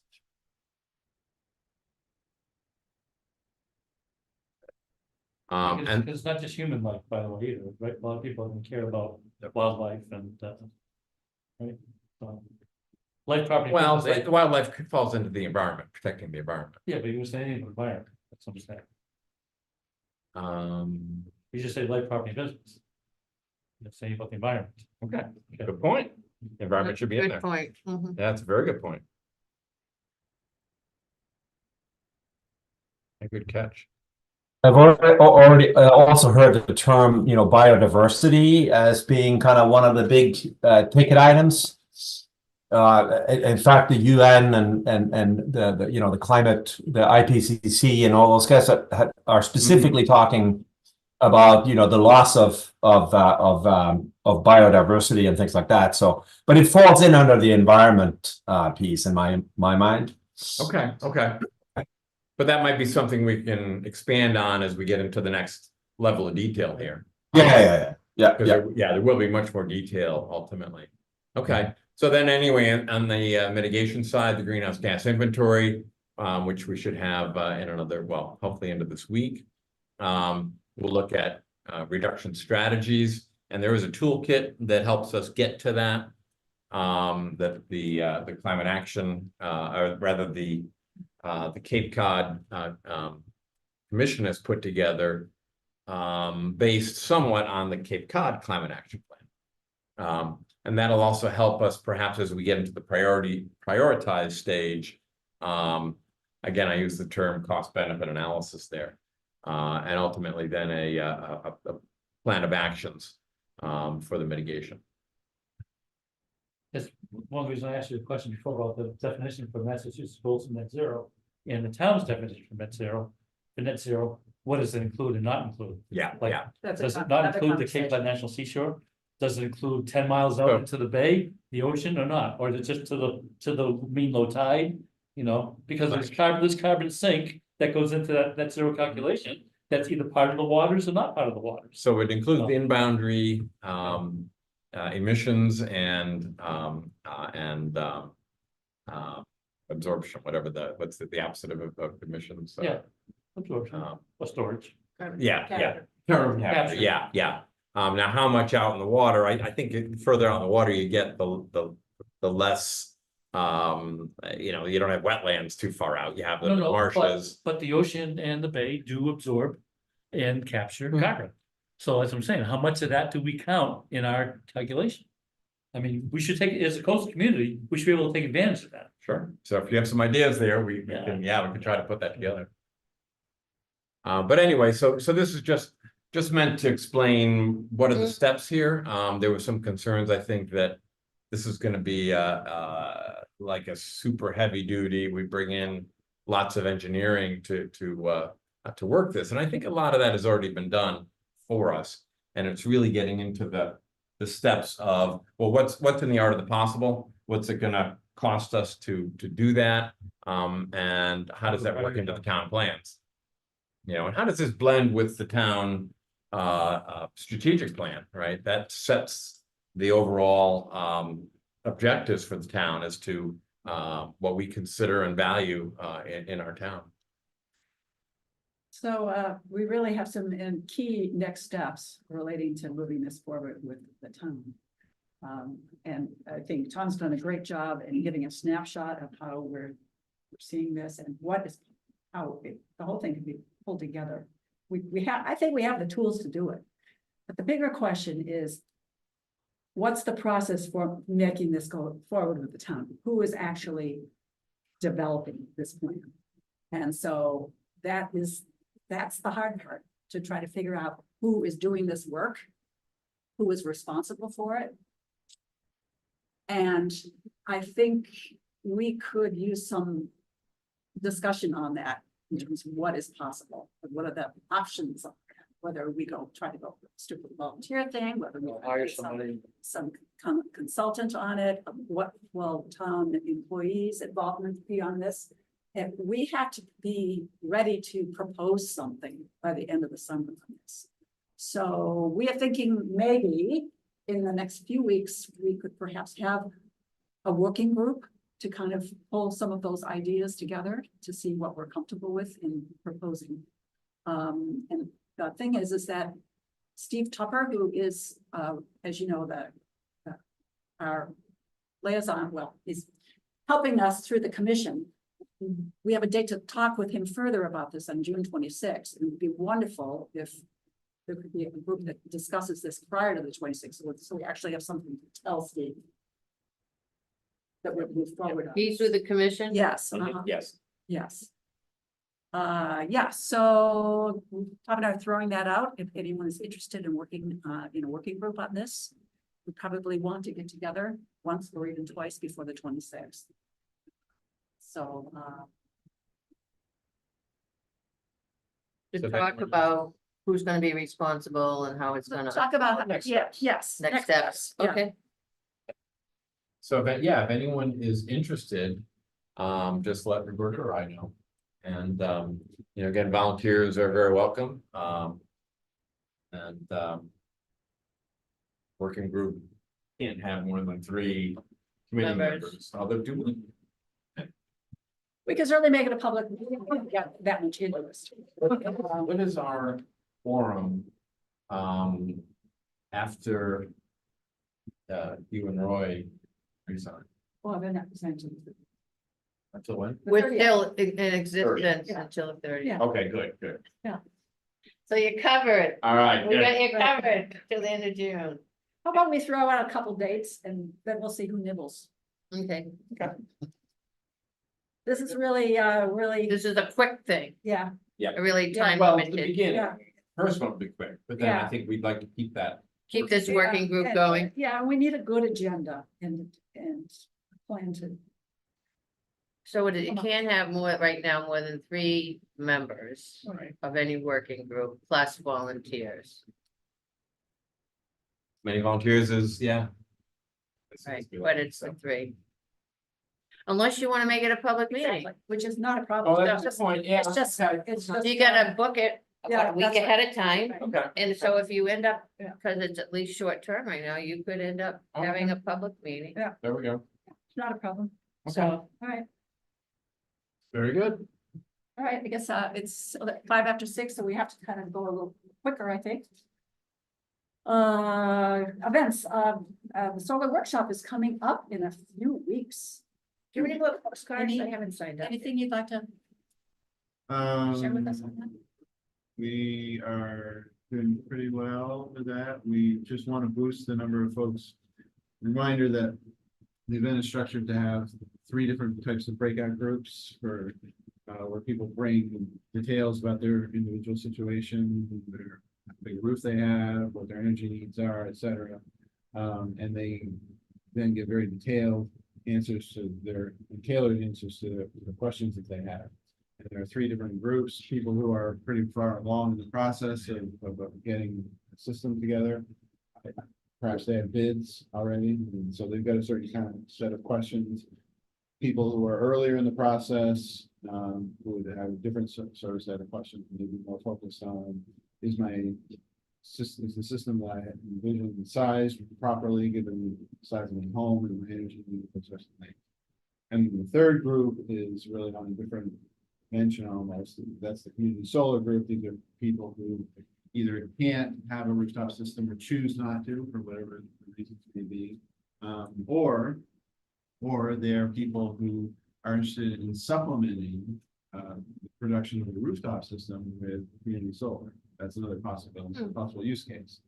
So we've got a lot of people in the second of those 3 groups, a lot of people who are kind of in the early to mid stages. And we've got relatively few who are advanced and just a small handful of folks who are interested in community solar. We would like to get more. We're working in a variety of ways. We're partnering with Self-Reliance. They're sort of activating their contacts as best they can. We've talked to area towns around nearby. I reached out to the various community development and housing development organizations last week to see if we could get some additional help with those sorts of populations. So we're doing what we can. How many do you have signed up right now? We have a total of 27, I believe. Do you have any little postcards, maybe? I do. Are you thinking they're gonna have some melt, Simple. meaning that people don't show? There will be some no-shows. Probably, but Right. probably less for this sort of an event because we have asked people, not only we've asked, but those people are registered and they registered and self-identified, self-placed themselves into one of those 2 groups. So it's a little higher level of commitment so far. So Did you say 25? 27. 7. Plus, he's also asked them to supply us information back prior to. Right. So there's commitment there. Yeah, and you have email addresses. So we have email Yeah. addresses. So you'll be able to follow up like Yeah. the day before, looking If for I you, will see follow you up. at 10 o'clock, da, da, da. Exactly, a few Yeah. days prior, already told them they get a knock. We have an EV drawing. Guys are very successful. An EV drawing, I'm glad I'm coming. Yeah. So, We have a drawing EV. and Mike has done a usual tremendous job putting together materials both for the participants as well as for our facilitators, including Tom and Olaf and others who are going to be involved in that part of things. And the Self-Reliance folks, we brought them together with John Landau from Orleans last week to plan the community solar portion of things, and that's coming together next time. So. And are we promoting this through the other towns at this point?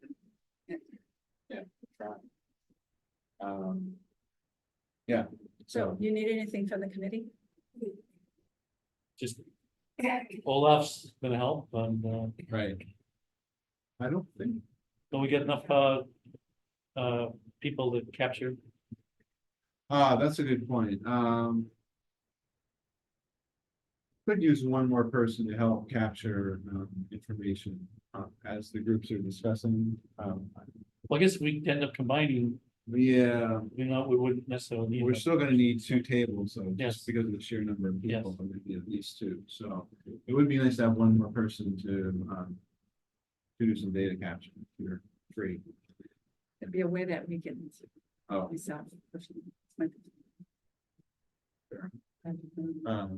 maybe we can find, if you know somebody who knows somebody. That- it's not essential, but it's a. When you say data capture, what do you mean exactly? I mean, Taking. sit at the okay, table and listen, yeah. I got it, yeah. About especially particular questions that piqued people's it, yeah. interest and. I think we can cover it to some extent by kind of floating a bit, yeah, that's something needed. You're busy, Gary? Yes.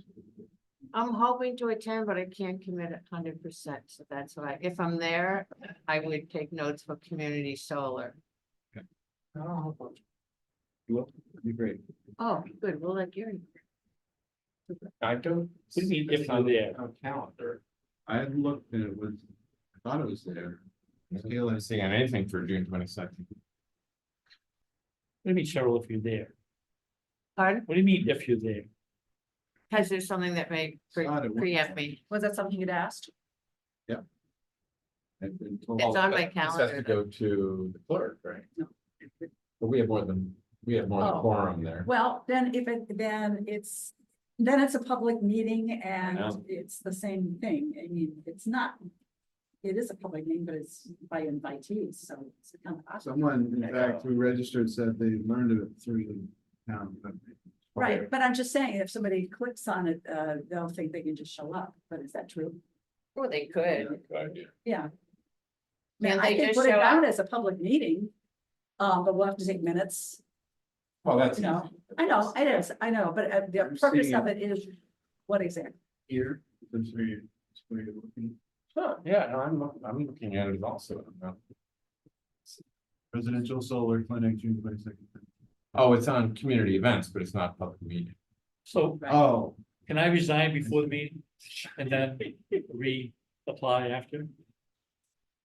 We have 4 people. I mean, we've done that before with different.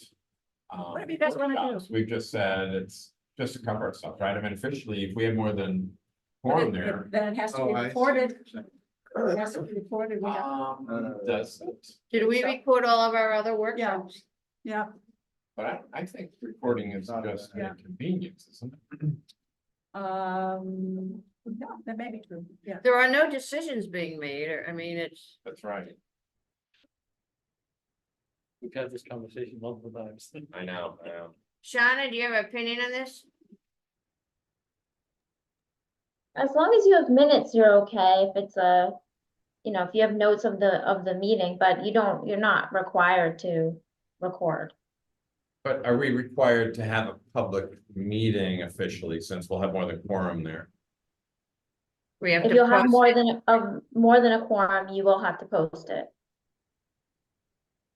So can I As far resign? as my understanding, which it could It doesn't have hurt to changed. post it, we'll just post it, Yeah, Right. yeah. It's how somebody do we post it? not a big deal. take care of it. Yeah, Just, you may have some walk-ins, but that's okay, right? Yeah. They just won't get much info back because they won't have done the Right. homework, so. Okay. They could be like a fly on the wall, that's about all they can do.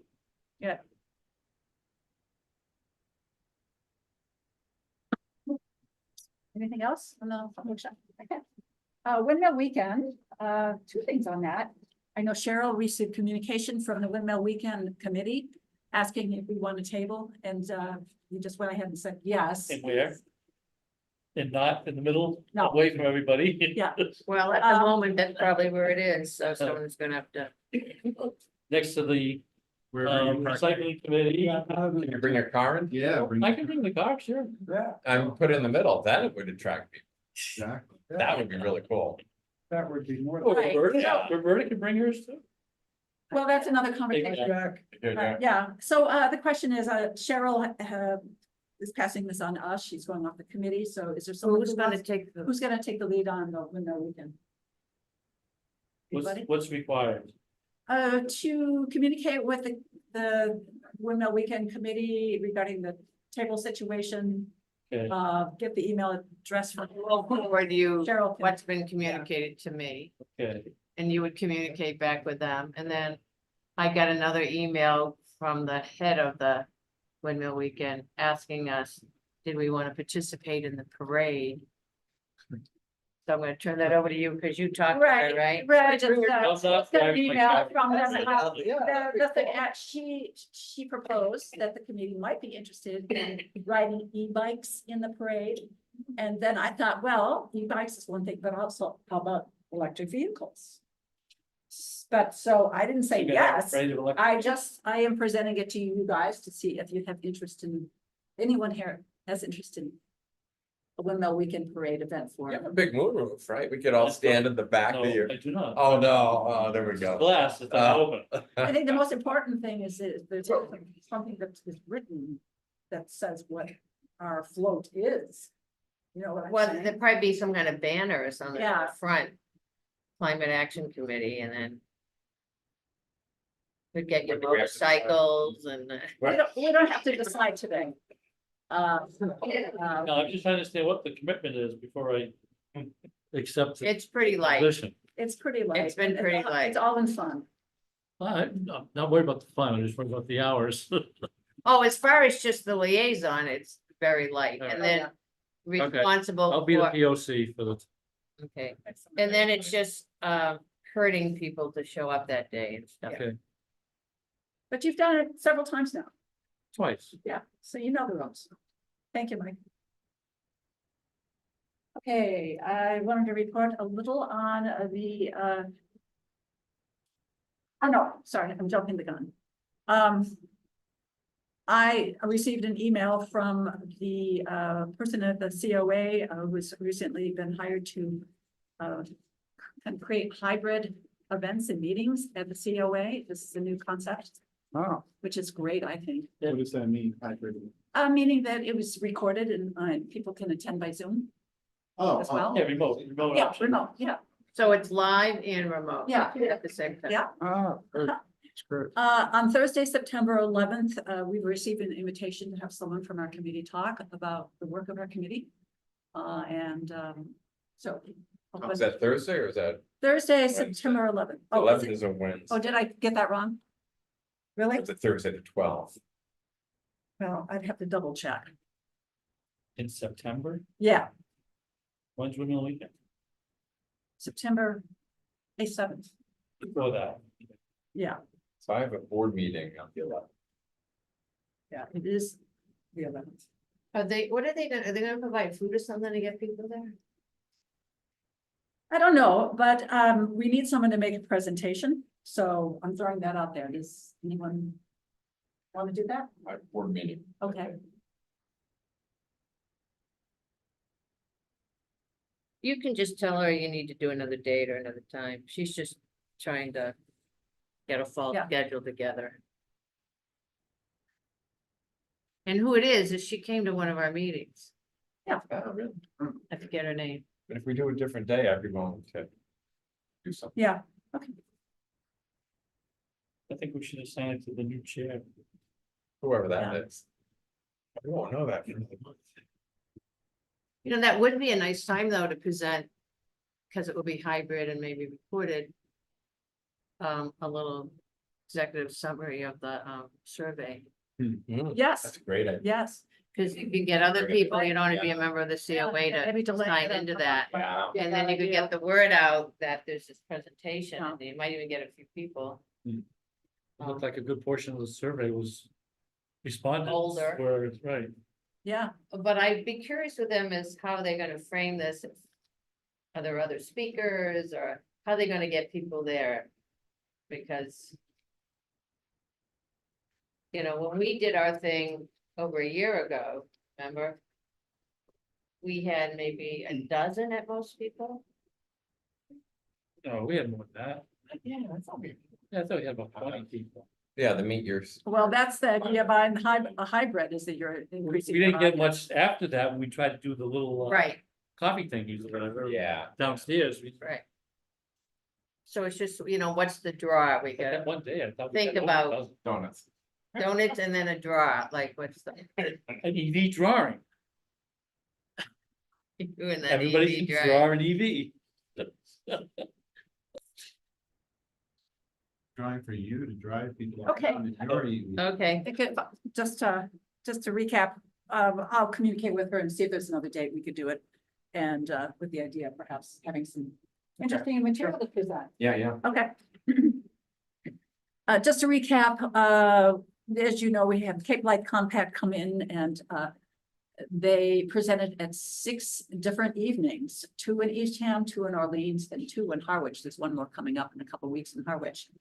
It was basically a representative of CLC who made a PowerPoint presentation, and it was very informal with the people who attended. People could ask their questions while the person was making presentations.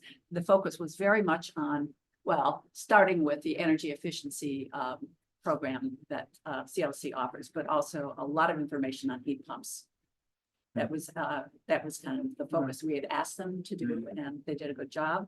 The numbers were not perhaps terribly exciting in terms of the numbers that showed, but the people that were there were very enthusiastic, very, very engaged. Mhm.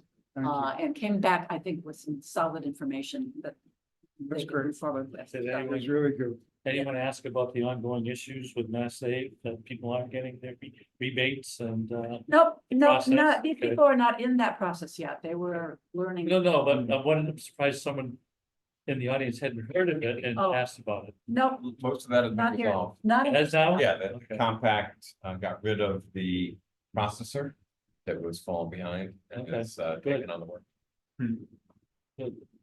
Yeah, so just a reflection on how this worked. I thought it was kind of exciting that 3 towns could work together in climate action. So this is a first, and I think that went really smoothly.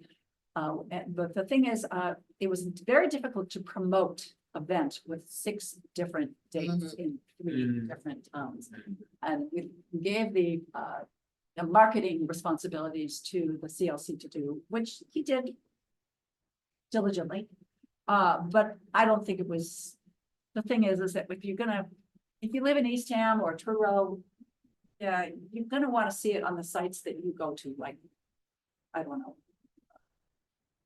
More in the Provincetown Independent, more on the library sites, and it just wasn't out there enough, I think. So that's something to consider about doing multi-events multi-town events, how that gets promoted properly. It's an issue. Are the dates fairly close together? Scattered. I think, the Orleans had 2 dates in May, Eastham one in April and the very end of May. And Harwich, 1 in May, and then not till the 22nd of June. So it was, and also. Every town attracts certain Yeah. people around, so. I don't think it was the date so much, I think it was just being. a couple of people came to our May one because they couldn't make the one in their own town. Yep. So Yep. that was nice. Yeah, the same was true with Orleans from what they reported, that there were people from other towns, which is great. So I don't know what we can do forward. This group that's been working together, we're throwing we plan to meet again to see if there's some other way to collaborate, but I just, it seems to be the way to go. The more we can do that with other towns. It makes sense, so. Oh, and one other thing is, it didn't make sense to be filming all of these, so someone is going to be creating one video of the talk that reflects all the ranges of questions, and there'll be one video for this presentation that we will get and we can post on our website or wherever, webpage, wherever we want to do. So, yeah, Great. okay. So that wraps us up. Oh, we're getting close. Other business. This is an opportunity to bring up anything that perhaps we haven't had a chance to do. I'll mention a couple things. The One Cape Summit is coming up, that has been announced. I think in the past, we talked about trying to get somebody from the committee to go. I will be going. What's the date? That's that while we're talking. But the compact pays for me to go. Because it is $150 or something like that, Gary, something like that. Person, this is one day. It's, no, it's a 2 day. 2 day, Yeah. it's a 2 day. Yeah, let me get the date for you here.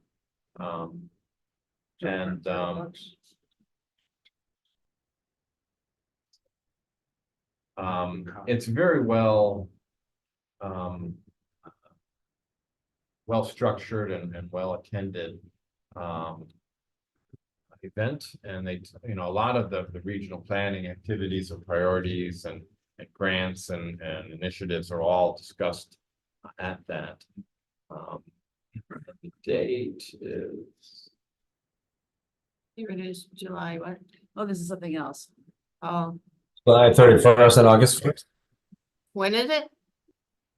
so I thought I'm on the webpage. It says July 31st and August 1st, but that was last year's. it's September Uh, 18 and 19. This year it's the Oh, it's in 18th and September? 19th? What are the dates? September 18 and 19. Okay. I also want to make you aware that the Cape Cod Climate Change Collaborative has its annual Net Zero Conference.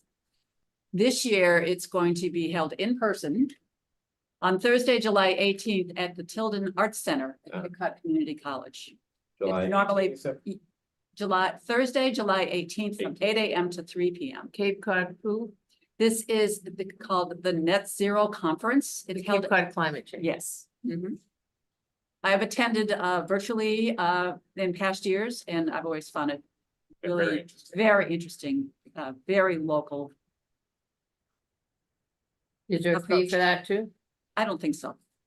No, I think the collaborative pays for it. Summits, Oh, it's $10 registration. summits in our, Well, I'm looking at their site and it, somehow presumably would be.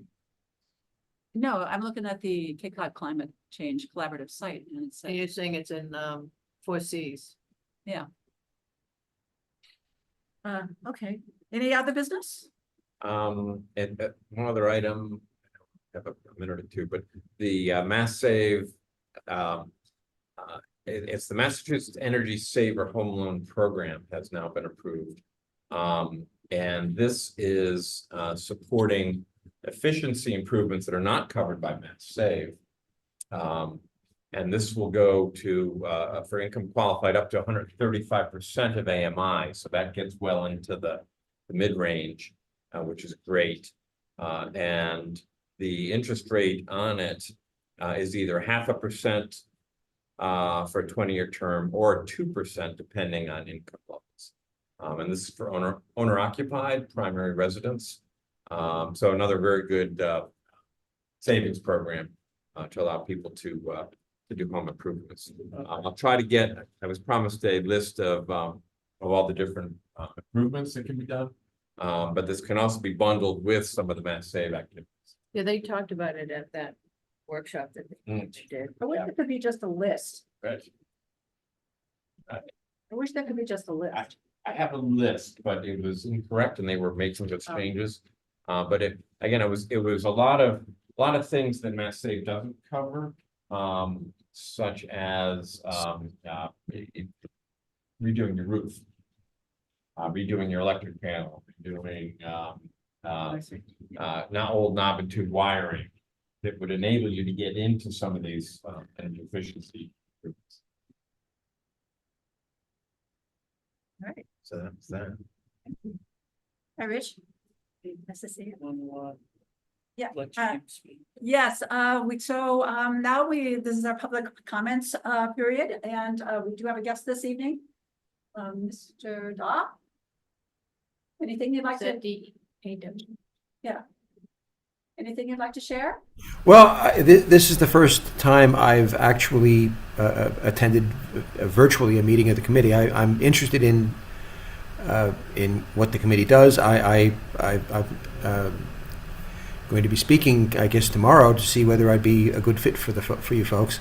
I see that I have a lot of government experience where I live here on Long Island. I was a village trustee, which is the equivalent of a select board member for 16 years.